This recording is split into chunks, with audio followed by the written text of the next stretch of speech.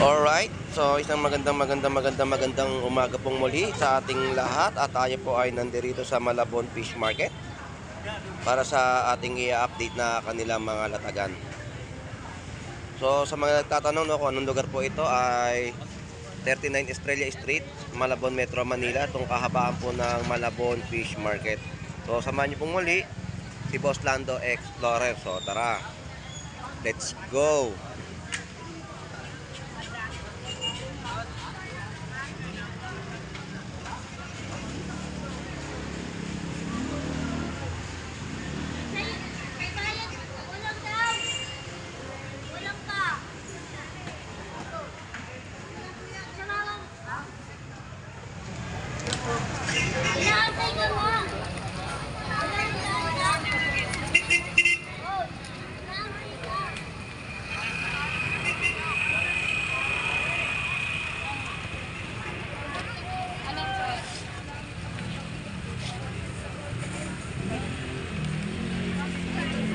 So siksikan dito sa Malabon Fish Market, no? Sa dami ng tao na dumayo po dito para makapamili ng kanilang mga uulamin. So update natin yung mga presyon po dito ng mga bangus. So yung presyo ng mga bangus dito ay 190 ang isang piraso. At may mga tiyabeta po tayo dito na tinumpok na po. Ayan po yung 100 pesos. At ang mga hipon po pusit, no? Yung pusit po natin na fresh po dito ay 480 ang per kilo. Boss, magkano kitang? Yan, 300 pesos po sa mga kitang po natin dito, no? Lapu-lapu 250 na kilo. Dito bakoko 350 ang per kilo. Malalaking bakoko po yan. At mga salmon na local, magkano? 230 po sa mga salmon na local. So yan yung price update natin dito, no? Sa kanilang mga latag na inyong mapipili o mabibili sa Malabon Fish Market. Ganyan po ang mga presyohan. So sarap ng kitang, no? Sa paksiw. Salamat, thank you. At mga tambansya, ito 50 po yung mga tumpukan na ganyan, no? At mga bulik tuna, ayan po yung presyo, 220. Saan po ka, boss? Alright, so yung mga tumpukan na ating pong nadatnan dito, yan po yung mga bentahan po nila. So ito yung mga tumpukan po, sa halagang 50 pesos, mga pamaksiw. 50 pesos.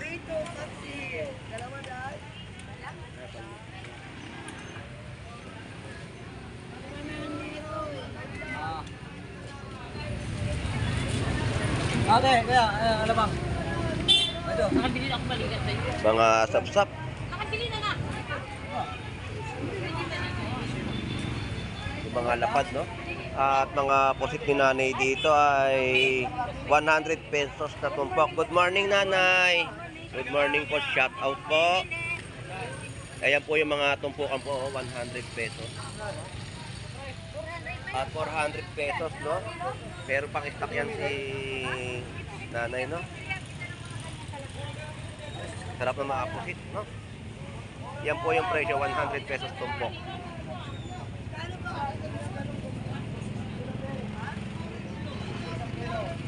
Alright, sa nabasa nating komento, no, doon sa vlog ni Vendor Mix Official. So yung salmon mackerel po, nung binili niya, nabilang niya 7. So boss, may tanong lang ako. May bumili ng salmon na mackerel. Ngayon ang latag 7. Ngayon nung naiuwi niya sa bahay, 6 na lang. Baka ako nalaglag. Nalaglag? Oo. Nalaglag lang yun. Di ba mabawasan? Baka hindi napansin. Sabi, ano raw natawa rin siya eh. Sabi ko hindi naman siguro ganun yun. Baka nalaglag lang, hindi napansin. Hindi napansin, nalaglag lang yun. Oo, saan siya bumili ng mga ganong klase na salmon, Gulang-gulang na yan. oo, Ano? Kulang balikan na lang. Ate, ganyan ito, kulang eh. Bibigay naman yung kulang. Baka nalaglag lang na pagkasalin eh. Hindi napansin. Dumulas. So ayan po, no? 160 at 170 isang piraso po ng mga bangus dito. Tapos may mga galunggong din po. Ayan.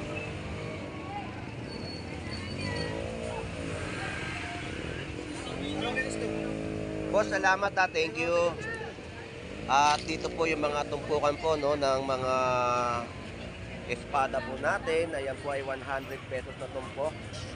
200 pesos kilo ng espada. At meron din pong mga presyon na 300, no?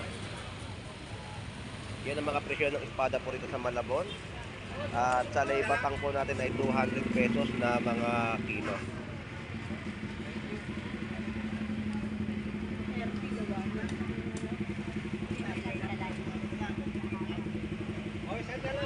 $100 pesos tumpok na mga galunggong. Yan po yung mga bangus natin, no? So, ganito po yung sitwasyon sa kanilang mga latag. Ayan, mga lapan po natin. Yan po ay mabibili nyo sa murang halaga sa halagang 50 pesos.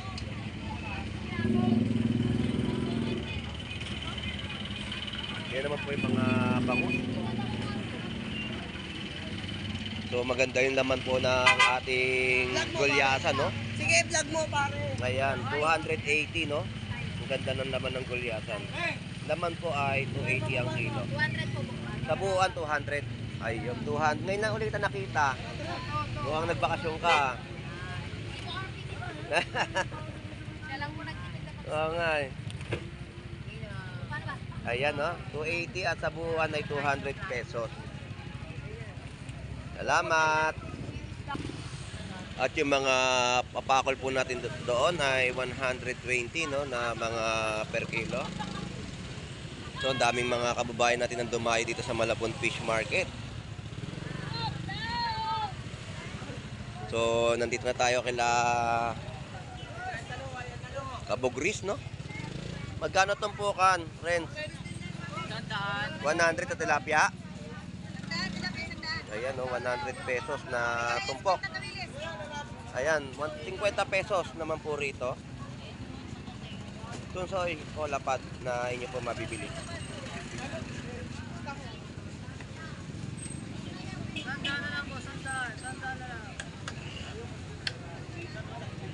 At bangus din Kabugris, no? 100 at 120 per piraso.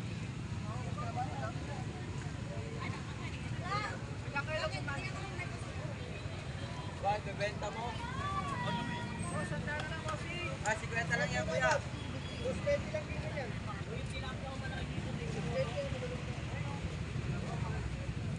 Alright, so dito tayo sa mga bulik tuna. Good morning. Magkano kilo? 220 boss. Yon, 220 sa mga kilo ng mga bulik tuna, no? Kabugris, mukhang paubos na ang bangus mo. Ayun, shout out. Yan na lang ang bangus mo ngayon? Ay, 150 lang ay. Paubos na. So, yan na lang po yung latag ni Kabugris ng kanya mga bangus na inyo pong mabibili. May papalit ka ba? Ay, palitan mo. Pre, salamat. Thank you. Sorry na lang kita ulit. Thank you pa. Thank you. Thank you. 120, bargain na. Alright, so dito tayo sa kabilang side. Dito sa mga latag po ng mga isdang bato at babaybayin po natin yan. So marami sa ating mga masugid na manonood na nagtatanong ng mga isdang bato bakit daw walang latag. Kasi nga po ay malamig po sa karagatan at may bagyo at isa pa ay talagang napakamahal ng presyo sa Market 3 sa Nabotas Fish Port.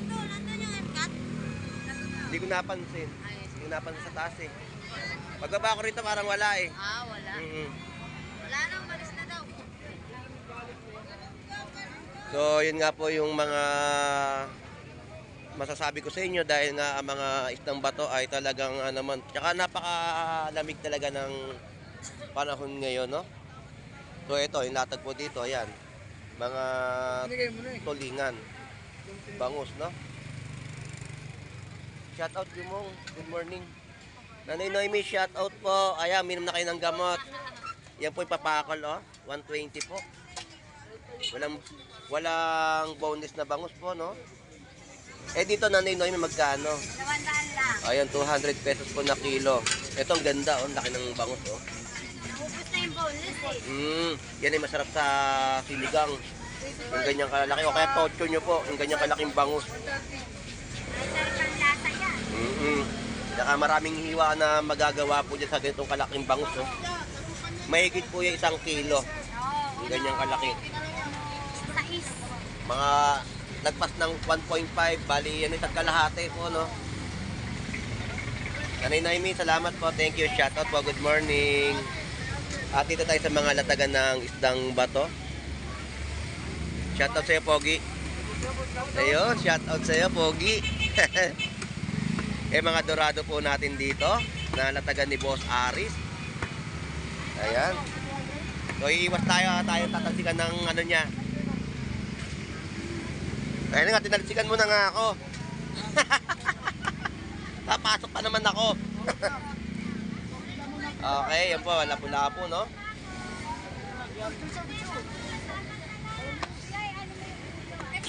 Sa mga latag dito ni Boss Aris ng kanyang mga isda na inyo po mabibili. Ano gagawin dito?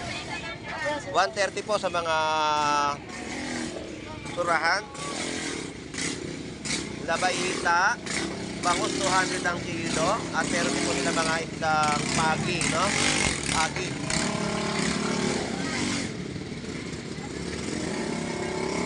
So, busy market tayo ngayon dahil marami sila mga customer na namimili. So, yan po yung mga latagan nila dito sa Malabon. Ito, magkano po labahita? 220 sa pagi po. 150 po sa pagi, no? So, yan yung update natin dito kay Boss Aris. Salamat po. So, mga isdang bato natin ngayon sa Malabon, ayan na. Dumadami na, no? At dorado, magkano dorado? 220. Eh, yung mga dalagang bukid, 250. Yung local salmon. Ayun, yun yung mga presyo, no, ng mga local salmon po natin na inyo po mabibili sa Malabon Fish Market. Ganda ng dorado. Wala si Kuya Ware? Ito pala, yung pala nakatayo. Salamat ha, thank you. Alright, so ganito pagkaguluhan ngayon yung mga latagan ng mga isdang bato sa bayan po ng Malabon Fish Market.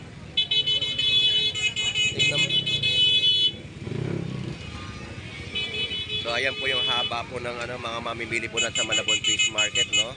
Yan ay mga latagan po dito ng isdang bato, sold out, oh.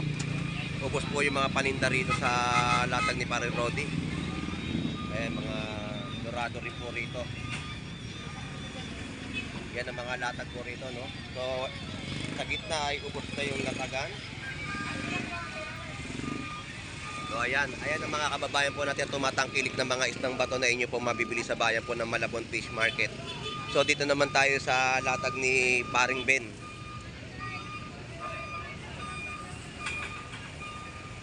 Ayan yung mga latagan po dito. Mga isdang katsareta at gulyasan.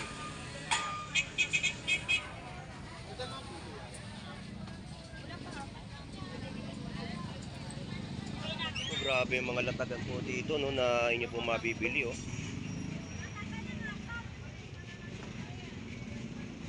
Ayan lang, 1.7. 154 yung pinag buwan at saka 220. 374.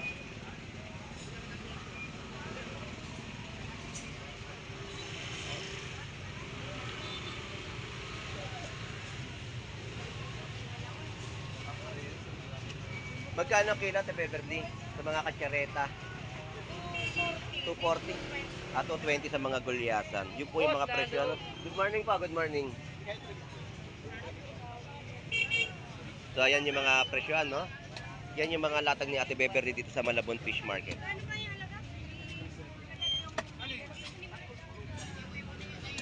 Alright, so yun po yung ating pagbaybay sa kanilang mga latagan na inyo po mapipili o mabibili ng mga isdang bato sa Malabon Fish Market. At tuloy-tuloy ang ating update, no? So, dagsa ang ating mga mamimili dahil sa paghahanap ng kanilang mga maiuulam sa kanilang mga pamamahay. Talaga nga naman ang mga isdang bato dito ay okay sa alright ang mga latagan. So, paubos yung kanilang latag dahil minsan nga naman ay magkaroon, no, ng mga latag ng isdang bato kaya tinangkilik at tinumog ang kanilang pwestuhan, no? So, sa mga naghahanap naman po ng gulay, ayan po, may mabibili kayo na mga gulay na pansahog sa inyong mga lutuing ulam. Alright, so papunta tayo dito sa pwestuhan naman ni nanay, no? Yan yung mga latagan po nila ng mga gulay dito sa Malabon Fish Market. Good morning, Nay. Shout out po. Good morning. Good morning. Shout out, pre. Ayun. Ayan, shout out po sa kay Mister, no? Ayun. So, salamat po, nanay. Magkano po pala yung ano niya? Sayote. Ganda ng sayote. Sayote, hanggang 60 lang tayo. Ang per kilo.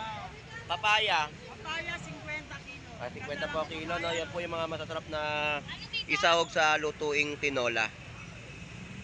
Nay, salamat po. At nandito na tayo kay Gion. Shout out. Gandara, shout out sa'yo. Shoutout sa mga followers natin dyan. Tumayo sila dito para bumili. Ayun, ang sinasabi ko. Sa huli sa akin yan. Iyon. Kaya sinasabi ko sa'yo, ganito lang yan eh. Pag-ala-gala ka kasi. Boss Lando, shoutout ka. Kung di ka gumala, walang ganon. Di ba? Di okay lang yan. Tulad lang yun, kasama sa buhay natin yon. So, ayan yung mga 20 pesos, no? Ayan, 20-20 pesos na mga latag po dito ng mga nakabalot na inyo po mabibili. Good morning po, Nay. At yan yung kahabaan na ating pong ina-update sa pwestuhan nila Gandara, no?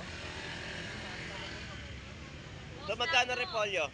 Repolyo, 80 kilo. 80 kilo. Tumayo sila dito at tinarap yung pangalan ko. Ayun, no? Thank you sa bumili sa amin. Ayun, Shoutout sa inyo.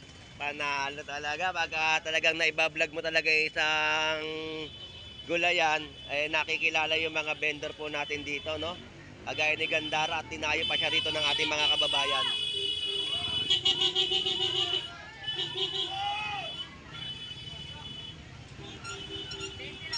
Yan po yung mga nakatali ay 10 pesos. Ang mustasa, ganun na rin. Ayun, yun yung mga presyuhan. Ang tanglad pala magkano? 2.5 boss lang. Na 2.5 piraso. So ayan, yung carrot natin magkano? 60 kilo boss lang. 60 na, mura na ngayon ang carrot natin, ha. Ay, ang luya, Ang luya 40. 40. Mga sili, mahal ngayon, no? Magkano per kilo talaga ng sili ngayon? Pula. 400. Eh, pero medyo bumaba na. Bumaba na. 15 lang po yan. So, salamat, Gandara. Thank you, boss Lagi Lando. mag-iingat, ha. Ingat ang sarili. Sa mga mamimili natin, sa mga followers, huwag makakalimut mag-subscribe. Ayun, salamat. Sakit kasi ako boss Lando. Kaya Ayan. Thank you. Alright, so dito natapos ang ating vlog po sa kahabaan po ng Malabon Fish Market, no? Yung mga dito sa lugar kung saan ay maraming dumarayo dito sa Malabon, tumpukan na talaga naghahanap sila ng mga tumpok. So shout out sa ating mga kaibigan dyan sa taga-subaybay sa pagbablog po ni Boss Lando Explorer. Enjoy and be safe po sa ating lahat. Shout out po. Good morning.